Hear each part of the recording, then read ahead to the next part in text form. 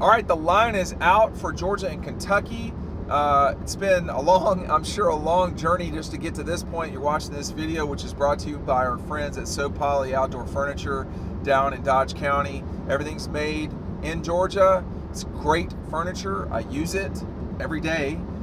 So take advantage of the code that they've got, DEAN10, so DEAN10, and get 10% off as well as free shipping. Kentucky is a 3-touchdown underdog to Georgia coming into Athens. I think there's a lot for Georgia to prove this week. Anybody can get up for big games. I understand this is a younger team. I understand that this team is limited some ways. But it's up to this coaching staff to get this team right this week. And that's a challenge. I mean, Kirby for a long time has had the best team. They're not the best team anymore in terms of, it's obvious. And that's not, they've not had that for a while. I don't think that precludes them from having a national championship season. However, they're going to have to improve from where they're at right now. The pieces of the puzzle are all there, but they're scattered all over the table, and it's not built quite right. You had multiple young players yesterday making game-changing mistakes, and the bad news about that is that affects that one game. The good news from that is, the only way to learn how to do something is to go and do it. And a mistake or an error or whatever you want to call it, those are very, much learning lessons. I remember, Matt and I were talking after the game. I think it was Matt, Ryan, and I were talking after the game. And, he was saying Taylor, that's what he's going to be known for until he makes a big play. Yeah. I'm not saying that's fair, but we live in that world, and it's what it is. You're at Georgia to make those plays, and it didn't happen. And I don't know the kid at all. I think Juan Gasson, who I know his father well, must have missed that block. I've not seen the game tape up high. I watched it low, obviously with a 500 millimeter lens, so I can't see everything, but it seems clear that happened. These are guys that are true freshmen. You got Nate Frazier, a sophomore who's played a lot, but you can't fumble there. So this now, for Georgia, is about what is it gonna be now? Not the game with Alabama is over. The game with Tennessee is done. Those games are done. Now it's, what are you doing moving forward? Because these next 3 games will set up the slog at the end of the year. Florida is always going to be an emotional contest. Florida's not playing well right now. But then Mississippi State is playing better. Texas will be a challenge in Athens. And then they got to deal with Georgia Tech in Atlanta. So this is not at all, they're in the playoff. No. Not at all. They're certainly not out.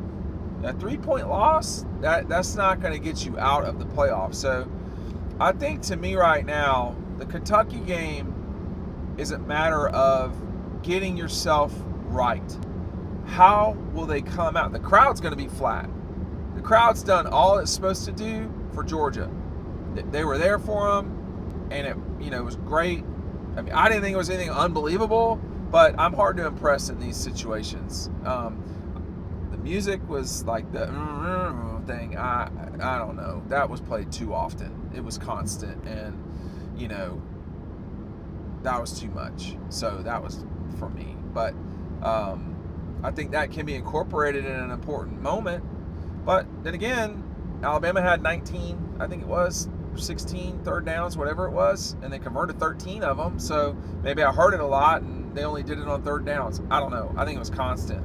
So the crowd itself is going to be there for this team, but the team's going to have to do it now. It ain't about the crowd. They're doing, it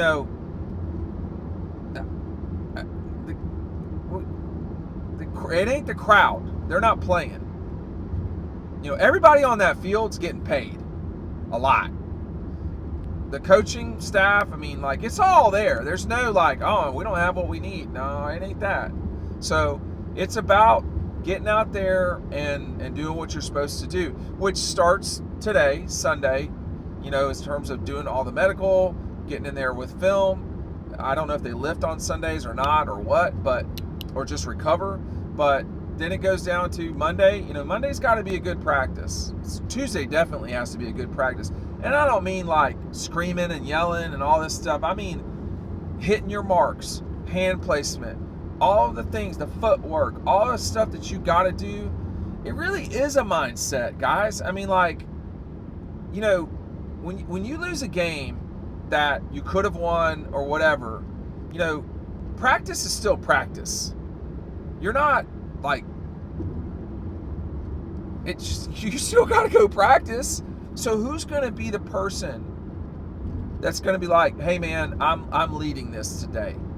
It can be someone other than Gunnar Stockton. It would be good to see Nate Frazier be like, hey, now you don't have to say anything. You just go work. And like that's where this team's got to be right now. They're not near where they need to be. And doesn't mean that they're so far that they can't get to where they need to be, but this is only about improvement. College football has become the NFL as it relates to results. What I mean by that is, the games are completely entertaining. I mean, that Oregon game last night with Penn State, talk about can't win in a big game. Jeez. James Franklin, hello.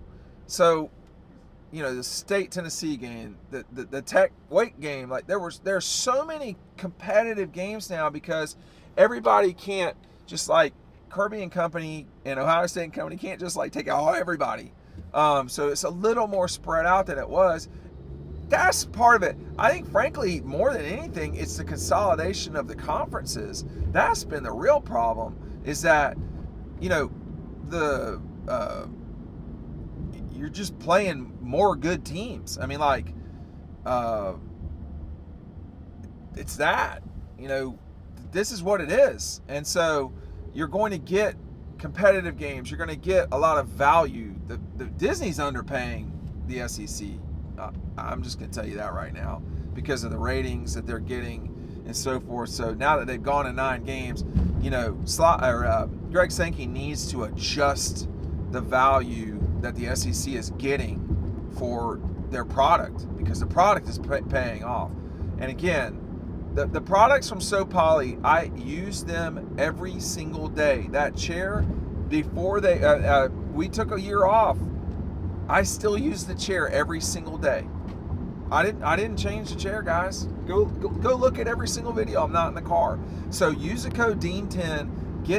It's high quality furniture. It's made in Georgia, manufactured in Georgia. This is a brilliant idea, and the furniture is going to last you a long time. This is the 3rd season I've used it, so it ain't even close to like breaking down. If you got an outdoor, I'll say this too. If you got an outdoor kitchen, I'd mix that in too. I mean, I've got that myself. Well, I don't have an official outdoor kitchen, but I cook a lot, and like having that, it's really neat to have. But look, getting back to the situation, the number one thing is getting right against Kentucky. This is not a good Kentucky team. When Kirby talks about how they're good, just put your fingers over your ears, completely ignore him. He's not telling you the truth on that front. He's doing his whole thing. And listen, Kirby, if you want to rewind this video and talk about how, they're good, we told y'all they were good and all, no, dog, no, it ain't that. I mean, this is not a good Kentucky team. They just got rolled at South Carolina. South Carolina is rough right now.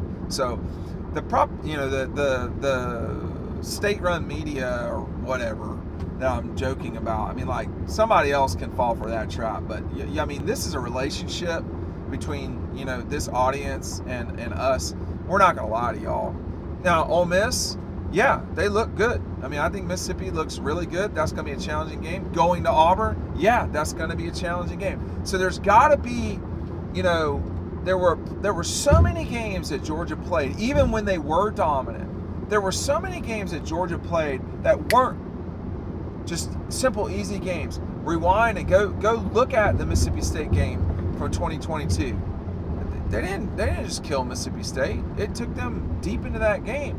More and more of these games are going to be that way. That's just where we're at with everything, and that's okay. The thing Georgia's got going for them more than anything is they have a particular toughness and resiliency. Alabama has it as well. That's not gone. They have a very smart coach. I don't know. So Georgia has not been herky-jerky necessarily this season the way that Alabama has been. That loss to Florida State was rough. But in watching it, it was not so obvious that Alabama was bad. They just got beat on the road. I mean, they're not great on the road. They were really good Saturday night, and that's why they won. If they had played the way they did against Florida State, they'd have lost that game by probably three touchdowns. I mean, it was only a matter of time. The way Georgia was running the ball, I mean, they didn't get away with it, but they played a particular way. They played a particular style, and they just chopped it up enough. I mean, Georgia is scoring up points, first of all, but some of these games are just going to be those games, 21-24, whatever, but the coaching staff has got to get this team coming out of the gates quicker. And when they're playing Kentucky, look, I got the guys I played with in college. One guy I played with in college, and I know his buddies now. They're Kentucky guys, so I know the Cats relatively well. Not as well as I know Clemson and South Carolina and Tech and people like that. But I know enough about Kentucky that fan base, they ain't pumped up about the coach. They don't like the team. They're not pleased with that beating from South Carolina. More than anything, there's apathy at Kentucky right now. So what I would suggest, besides not running through the person in the left lane, why are you going so fast on top of them? Are you going to drive through them? What I would suggest is, and it's easy for me to say, is jump on them, come out on them, and Kentucky will probably have a long day in Sanford Stadium. We had not seen anybody beat Georgia at night in Sanford since Kentucky beat them in 2009. It's been that long, okay? Alabama beat them in 2008 at night. So it really, we're coming on 20 years ago though. It's not going to be easy to beat Georgia in Sanford Stadium because the players are really good, and they're going to be higher quality players in Kentucky. But they really do need to focus in on where they're at.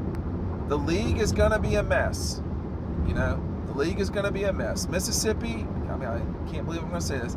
Mississippi looks like the best team right now, but it's September.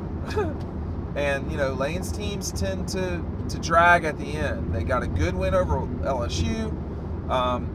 They handled Kentucky. I mean, Kentucky played Ole Miss solidly. I wasn't shocked by that. And a lot of times Kentucky does have that one game in them each season. But I am skeptical that this Kentucky team, with its challenges, with 2 losses already, and one of their wins not playing well, I am skeptical that they are going to come in and really play well in Athens. And I think, the other thing too is we've just not seen Georgia get a lot of turnovers. I suspected Alabama would turn the ball over. They have not turned it over this season yet. They've gotten 7 turnovers, not turned over once. So that's great. That will end at some stage. But, they got a big opportunity to get right, and that's what this is. I don't care what the final score is. I care about how you play. What do you look like when you play? We know Kentucky's physical. I get it, but and they are, and so it'll be a whole thing. But get some big pop plays. Get out there. You've got receivers. I mean, the passing game is there, but they've got to be a little bit more efficient on offense. to get that done. But the big thing is, how do they look against Kentucky when they play? That's what I'm watching for. They're a 21.5 point favorite over the Cats. Well, I'll be watching. Thanks for watching.